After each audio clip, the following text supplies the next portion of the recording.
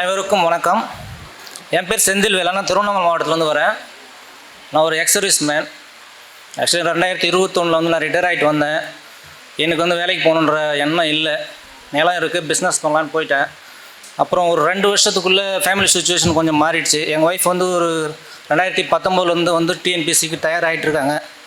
எனக்கு ஒரு சுச்சுவேஷன் இப்படி வந்தது. வீட்டில் ஒரு சுச்சுவேஷன், நான் நிலத்துக்கு வந்துடுவேன். நிலத்துக்கு போயிருந்தனால வீட்டில் ஃபுல்லாக அவங்கள வேலை வாங்கிட்டு படிக்க விடுறதில்ல.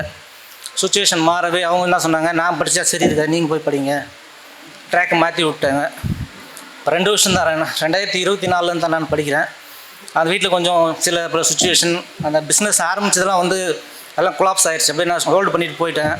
வாடகை கட்டணும், இங்கே வாடகை அங்கே வாடகை, எல்லாம் வாடகை கட்டிக்கிட்டு பணம் ரொட்டேஷன் பண்ண முடியல. வாழ்வா சாவன்ற மாதிரி தான். அவ்வளோ கடின உழைப்பு தான். 42 வயசு எனக்கு. 42 வயசுலையும் அந்த 16 மணி நேரம் 18 மணி நேரம் என்னால் உட்காந்து படிக்க முடிஞ்சு. ஏன்னா வயசானதுக்கப்புறம் ஒரு கான்சன்ட்ரேட் பண்ண முடியாது. வீட்டில் இவ்வளோ பிரச்சனை நடந்துட்டு இருக்கு. நான் தூத்துக்குடியில் படித்தேன், அங்கே தங்கி படித்தேன். இவ்வளோ பிரச்சனை வீட்டில் நடந்துட்டுருக்கு. எனக்கு முட்டி ஆப்ரேஷன் பண்ணியிருக்காங்க, இடுப்பு வலி. ஆனாலும் உட்காந்து படித்து தான் அவனை வேறு வழி இல்லை. போனால் போஸ்டிங்கோடு தான் போகணுன்ற ஒரு சுச்சுவேஷனோட படித்தேன்.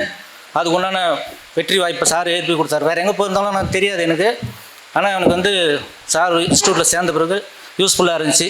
வாய்ப்பு கொடுத்தமைக்கு மிக்க நன்றி. வணக்கம்.